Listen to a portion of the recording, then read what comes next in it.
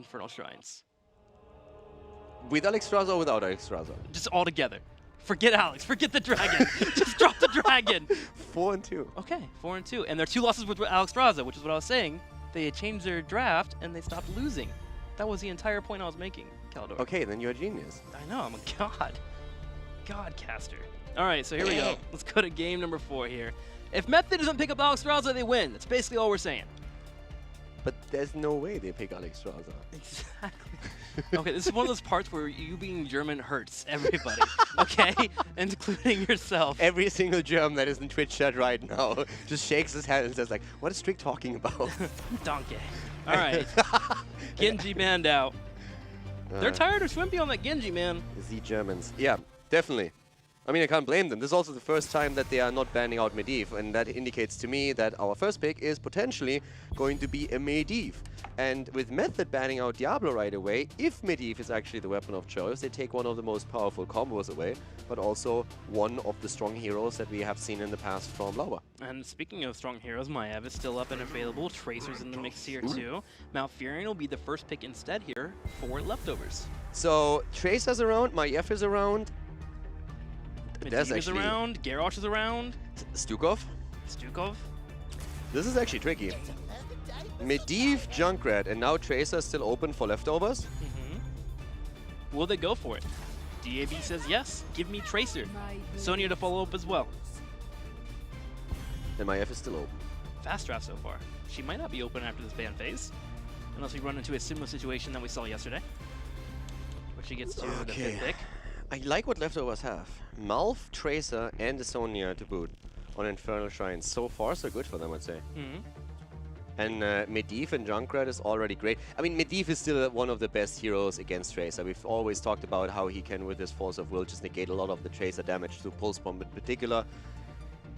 Can chase it down a little bit harder, and we have also seen great plays from Shrimby on Medivh, for example, which is one of the reasons why Medivh got banned out the entire time.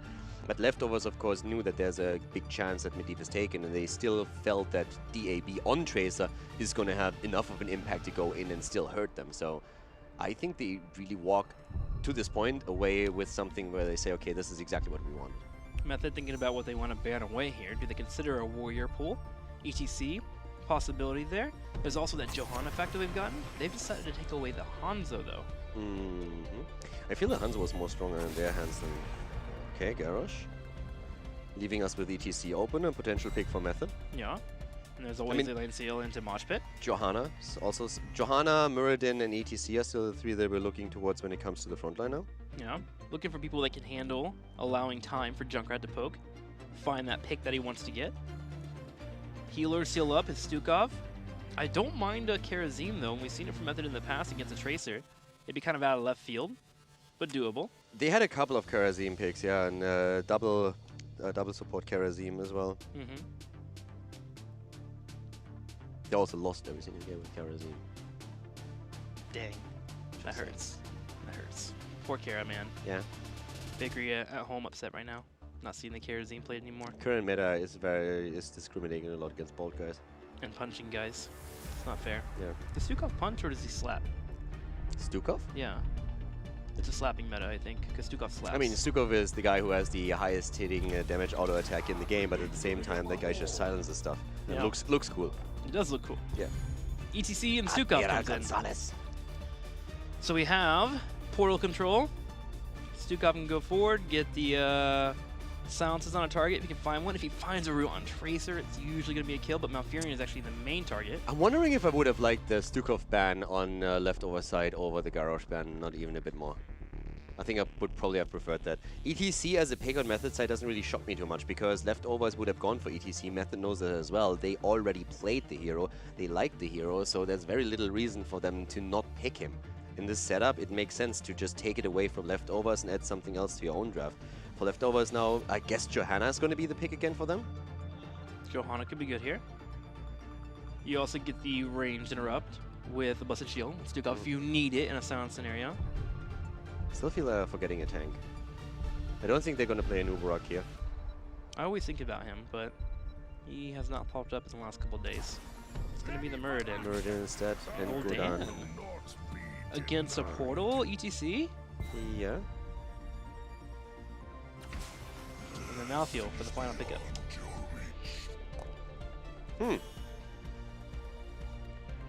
I don't think these were the compositions that I thought we would end up with. No, not quite. I'm still thinking about like the start that we had on the leftover side is really strong. Tracer, Malfurion, and Sonya is super powerful.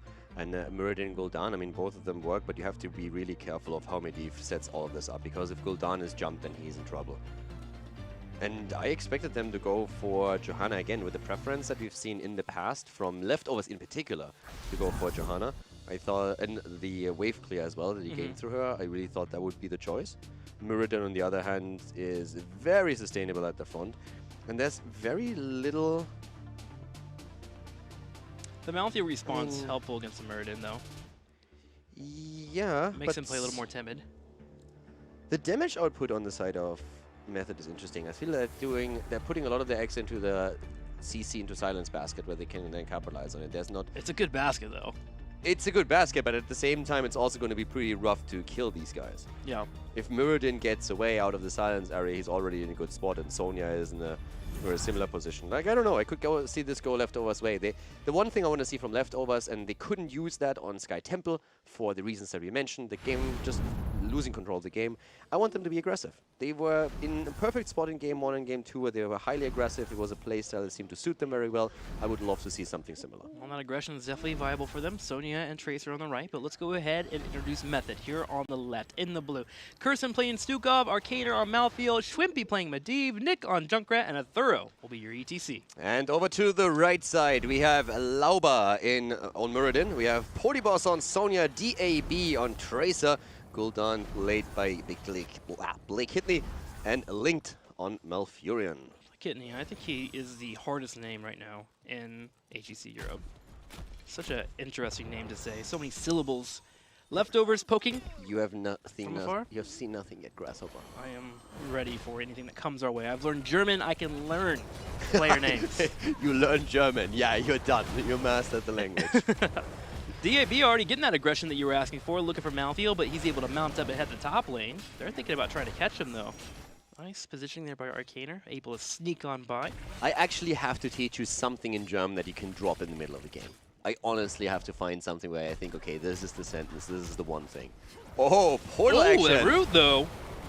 Into the bell flame. Oh, that backfired quickly. That it did. That looked super scary when they initiated it, and then all of a sudden you had the root and Gul'dan. That's still a prime example of why portal control is something you need to think about in draft. Having something that can handle a portal coming your way, and if your opponent tries to take the first jump onto it, a root to catch them, a Stukov silence, even an ETC to control it and drop the power slide, things like that are things you need to worry about when drafting against a portal. So many compositions that don't have CC into Medivh are frustrating to play because you don't have that lockdown. Yeah, Schwimpy also with this Medivh play, that's something that I've really looked forward to watching this ever since Medivh started to pop up after his rework again. Because right now we're in a spot where he can just showcase how strong he is with this. Nice deny also already, like good portal and deny on the pulse bomb too. DAB keeping Schwimpy on his toes for sure. But Schwimpy is usually like the aggressive melee assassin with a damage output that plays Tracer, that goes for Genji, you know, that goes in deep for the kills. But now with Medivh, he can still have a massive impact in the game. Yeah, that he can. Also can drop down the shot calls, like let's jump on this target, try and find a kill here. So we'll watch out for him as he plays at Medivh. He did it a few times for Fnatic last year, and definitely very capable of playing the hero. Lauber and a Thorough, having a bit of a tank battle here in the middle. It's just when two tanks fight each other, it's just like they throw cotton balls at each other the entire time. Like, no one's really dying. For Lauber, it's only about the stacking anyways. He's just saying, hey, can you stand still a bit so I can stack my Stormbolt? That's all that I want to do here. Yeah, I think the only other type of fight that would be more boring would be a Morales versus a Morales, because they would just never do anything to each other the entire time. Oh my god. That's how you determine real skill. If you want to fight somebody in Heroes of the Storm and you go for a 1v1, drop an ARAM map, Morales versus Morales, One-on-one me, bro. Okay, which hero? Morales. Just make sure you have 6 hours, you know? Like, you gotta be ready for that, because the minion's gonna kill you, not the other Morales. I think Murky versus Murky would be worse, right? Nah, there's some explosive stuff that happened Murky versus Murky, especially post-4. Don't talk about Murky versus Murky, man. You don't know that match. You don't.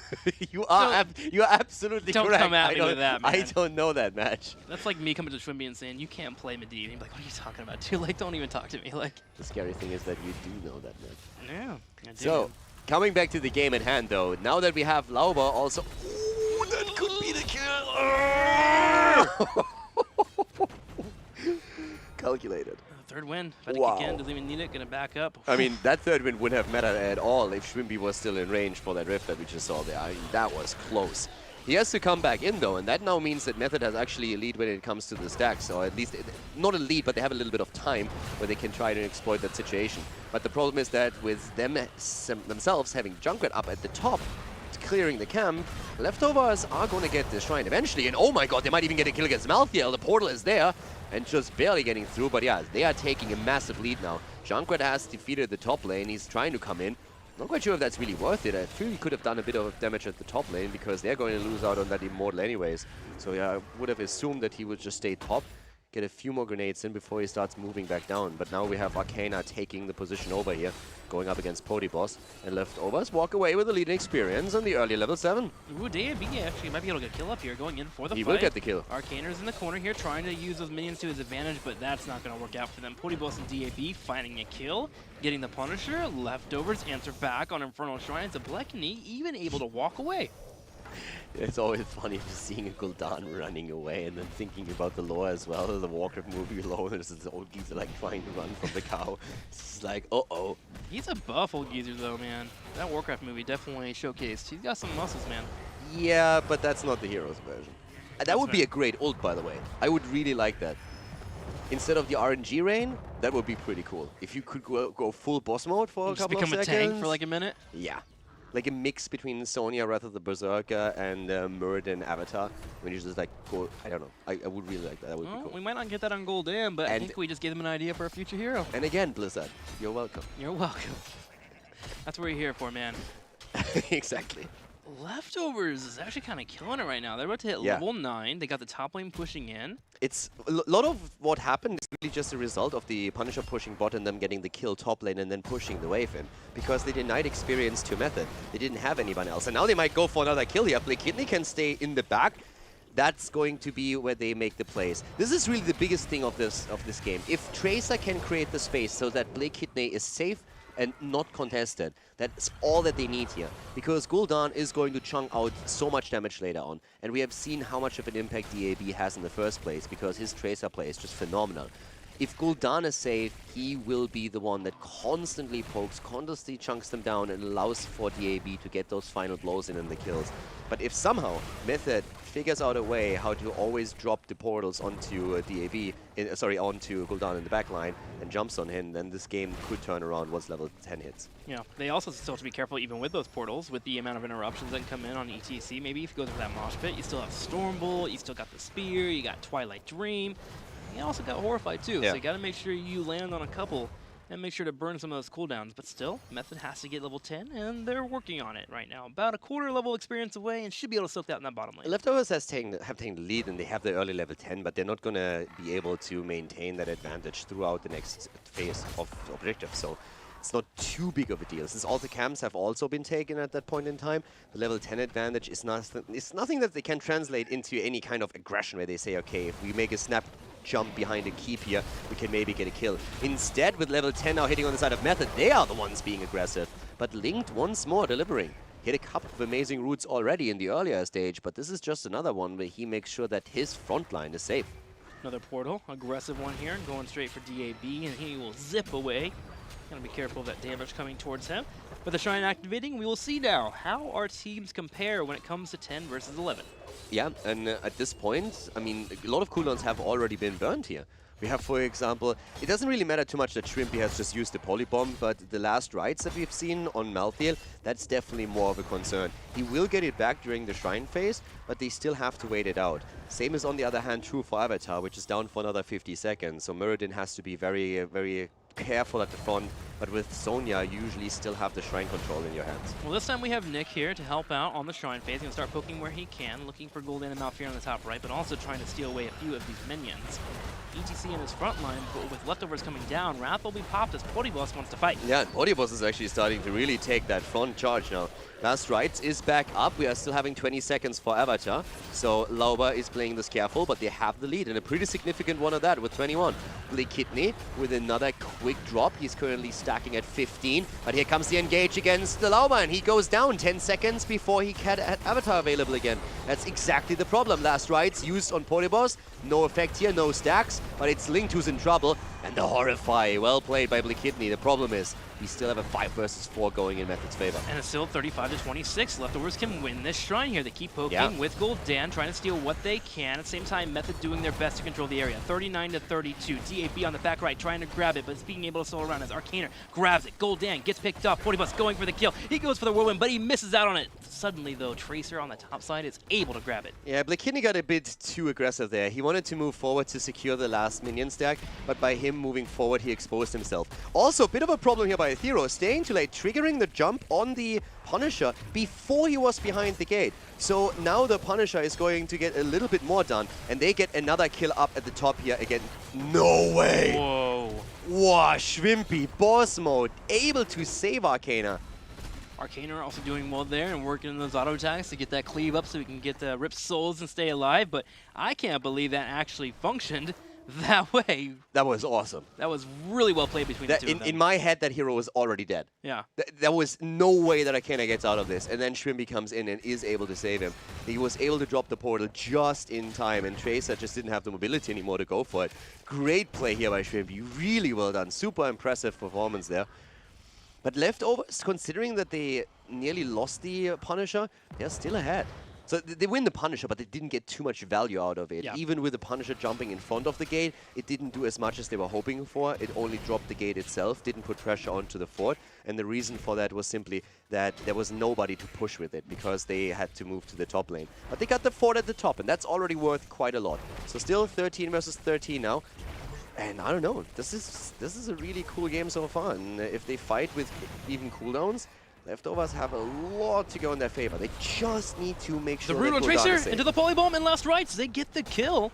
Method able to answer back, and they also defend the big minion push that was coming down there. And let's talk about quest talents for a second. We have now 38 stacks on Shrimpy. On Medivh, so he's gonna need 2 more and then he's gonna be completed. Lauba is sitting at 14 for his Stormbolt quest, so still 11 away, and 22 stacks on the Echoed Corruption on level 1 for Gul'dan, which also means that DAB needs a fair amount of hits with his Echoed Corruption before he can really get the full value out of it for those shrine fights. Speaking of shrine fights, should have one to the south pretty soon here. That fort, by the way, has been defended by Method, still nice and healthy. Kind of wondering to see if we're going to have Method be a bit more aggressive on this next shrine. They brought Junkrat earlier last time, but if they can get a lead here, it'll be a little bit easier for them to fight, because they actually did a pretty good job last time at keeping Leftovers at bay. We also have a few talent adjustments. No escape taken on Sonya on level 13, so it's all about the chase at this point, keeping the speed up, keeping the momentum up, and now getting the 20% increased movement speed after you use your abilities. Last rights with 1 stack at this point, so that was the kill against Tracer. So we're going to keep also our eyes on that talent. But Method have now taken a lead in experience. It's a small one, but it's there. Nice attempt. Oh my god, I am loving this. They are actually getting the kill, and he barely gets... This is insane. Shrimpy, even dying, he realizes, boys, I need to get more stacks. And he gets them just the second he falls. If he would have died half a second earlier, his complete quest would have been reset. They were trying to go for the well, making a portal play to go for the fountain. And that was anticipated, and then immediately they dropped the Horrify. But they tried to do that 3 times. You would think at some point that your opponent would respond to you, and we finally got that Horrify. But with the shrine activating in 8 seconds, Shrimpy will be back on that Medivh, and with this quest tax finished up, should be fine. Let's see if they're able to get down here in time. Just imagine if with that move he would have lost 38 stacks. Yeah, that would have hurt. And I mean, just the awareness to say, like, oh my god, I really need to get this quickly, and he actually hits the perfect one. But it also means that with him being down, again, the lead in minion stacks is on Leftover's side as they are moving in for the shrine. Riptide is already taken to zone that out a bit. So let's see how quickly they can get rid of that. That's another ult here burnt. And once more, Gul'dan, of course, delivering here. Lauba takes the blunt of the damage. Aethero comes in. And yeah, that's a big problem now. Shrimpy has already used cooldowns, and so did the rest of the team. The only ones on the Method side that haven't used it yet is last rights, and they just need the follow-up damage to get value out of it, and that's not happening. So we're gonna see Leftovers with another Punisher, and also on top of that, a level 16 talent. And their Night Camp took over that top lane too, so Arcaner has to run over there and defend that. So Leftovers have all cylinders firing right now in their lanes. They're even having Tracer chase down the Medivh in the middle of the map. Method needing to get level 16 here, are attempting to poke with Junkrat as much as they can, but they have to be careful as leftovers are willing to fight. Medivh in the mid lane has also been attacked, as we saw just now another move from Potiboss and DAB. So they are aware that the chances of them taking keep at the bot lane are pretty slim. They want to go for the wall, but instead they are making a rotation into the mid lane and grab the experience there instead. So they take the fort, and the Punisher is at least delivering some bottom lane damage, but they're very unlikely to get more than the wall here, and even with them pushing, I don't think they could have confirmed the keep. So they're making the best out of the situation, picking up experience in the mid lane and opening the map up even further. And if you look at the minimap, they've taken out every single fort, and they still have all of their own forts available, plus the fountains. Leftovers in a great spot here, and in a situation to where when they get the next Punisher, they can start to make plays finally for those keeps. Method, however, continuing to stay on defense. And this is also another game where we haven't had too many kills, only a total of 5. 3 on the Method side and 2 for Leftovers. These two continue to be pretty even here. The only map that was a little bit awkward was that Sky Temple, but game 1, game 2, and now game 4, they've been a treat. Yeah, Sky Temple was definitely a bit weird, but we explained why that happened quite a few times. I'm really concerned for Method once that we have the quest talents completed, for Gul'dan in particular. He's sitting at 27 on Echoed Corruption, and for any Shrine fight that we will see, a completed quest talent there would hurt so much. Inexperienced Method is doing well, and this is actually something that we have to point out here. We talked about how the structural advantage for Leftovers gives them a huge edge, especially since they can reset at the fountains at the fort during fights. But considering that they lost so many structures, they are still pretty even in experience. And we come back to an argument that we made in previous games, on Battlefield of Eternity in particular. Once Method wins an Punisher, they should be able to easily pick up a lot of experience because they can take the walls down, they can take the forts down, and that's a lot of stationary experience that is still available on the map for them. And they'll have that opportunity soon. There'll be a Shrine spawning in the middle soon. For them to go in for it. They're even looking for possibly a kill here on Murden. Murden's jump does get interrupted here. Yeah. But it doesn't matter. Library backing up as Malfield has to escape. That was one of those moments as Meridian where you hope that the camera isn't on you. Yeah, right? First you miss the Stormbolt, and you try to jump out, that gets interrupted as well, and you're just sitting there, and the people just like hit you the entire time. You're like, okay, I'm walking out of this. Feels like Meridian's one of those tanks where it's like you feel amazing on him if you're hitting everything, and you just feel awful on him when you miss everything, right? Like there's no in between on that hero. Not really, yeah. Nick, though, you need to be careful there. Pulse Bomb comes in, puts him down to a quarter health. He has to back and heal up. It's also with Meridian, it's always interesting the level 7 choice of what you go for. It makes, of course, a lot of sense to go for the extra damage here. We are seeing him with Given the Axe, and that's the go-to talent. But Skullcracker is always an interesting one, especially when you go against Sonya, so you get those mini stuns for an interrupt against Whirlwind. And in this case, I don't know, I would have hated it either, just because if you get that mini stun and someone wants to go through a portal, that can actually mean life or death. I feel like Sonya is like the only option though, where it's like, okay, I can make this work. There's always an if, right, when you have it in level 7. I see what you're saying. I just feel like the other one just, it's so consistent. Oh yeah, no, that's definitely true. You have more damage output, but they already have a fair amount. I mean, you have Sonya, you have Tracer, and you have Gul'dan. But I mean, I don't fault them for taking the talent, don't get me wrong. It's just one of those interesting choices where you can make arguments, especially when you go up against Sonya for the reasons that we pointed out. Well, we're going to have a decision between our teams now. It's an Arcane Punisher, and Method comes over to fight right away. Sonya has already started here, but we have a lead for Method, 5-3, as Nick able to steal a couple of shots there using his grenades. Yeah, this is going to be the most important one here now for sure. So this is going to matter, at least from the perspective of Method. 30 stacks on Gul'dan, by the way. Good damage already pushed out here. But keep in mind, a single mosh pit at this point could turn the tides of this battle. And we're also, of course, waiting for a potential shove from Curson. And a Horrify, don't forget about that. Power slide in, Potiboss gets hit. It's going to be a last rites right away. Horrify does pop here. Potiboss nice and healthy.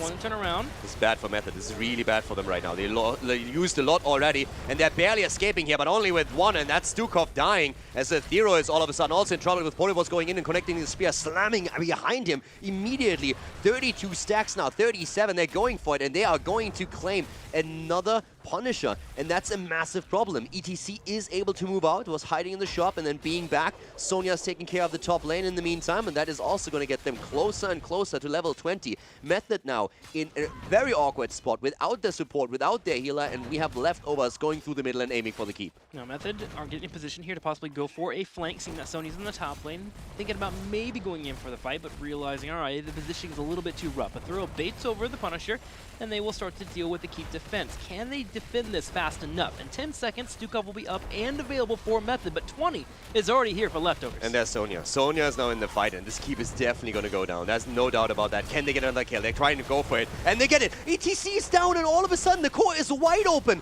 This is a chance for leftovers to equalize the score in this game again and force a 5th map, and they're moving in for it. They go for their core, and they get another kill. Shrimpy is down, and this is looking like there's no hope for Method to turn this around. Yeah, Malphite looks like he's nest. A Riptire comes in from the side, trying to help out the defense and get a pretty big explosion there on Blekany, but Link is there with the heals, and the core continues to fall. Leftovers have done it. They have tied up the series here as they'll be going to the 5th game. It's 2-2.